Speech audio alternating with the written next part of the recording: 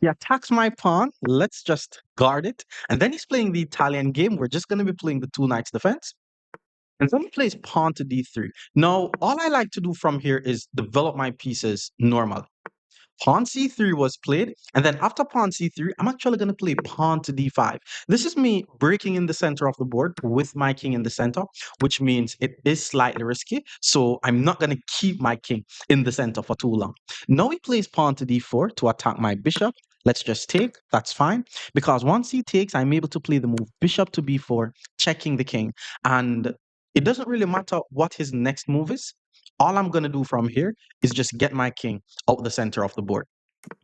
So he also got his king out the center of the board. And I have two attackers on c3. He only has one defender, but I don't want to be too greedy here. So I'm just going to play the move knight back to b6 and attack his bishop. And then once he moves the bishop, I'm going to finish the rest of my development. So he pulls the bishop back. Now I'm able to develop my bishop, pin the knight to the queen. All my minor pieces are developed, which means it is time to start our attack. Pawn to h3 was played to attack my bishop. I could take and then take a pawn, but let's just maintain the pin. These types of pin on the opponent's queen is usually very annoying.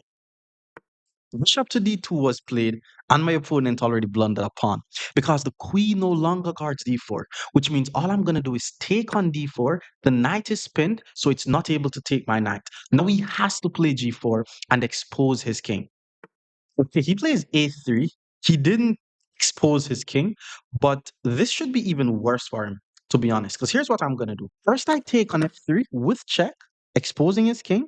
And because my bishop is under attack, I'm going to pull my bishop back to d6, pointing it towards his king, which means my plan from here is to just bring my queen into the attack and his king will be checkmated. Knight e4 was played, not bad. He is attacking my bishop. Let's play queen to h4, just bringing more pieces in the attack. I'm attacking his unprotected pawn on h3. Now look on this. He decides to take my bishop. I'm not even going to take back the knight. I'm actually going to simply take on h3 because if he tries to be greedy and move away his knight, I'm going to be able to take on f3, which attacks the queen and threaten a checkmate at the same time. Yeah, he tried to be greedy, which means now he's forced to sacrifice his queen. Because once I take on f3, he has to take, otherwise he's just going to be getting checkmated on h1. Well, he didn't move away his queen. He thought he's preventing checkmate on h1, but it's just a checkmate. Follow for more videos like these.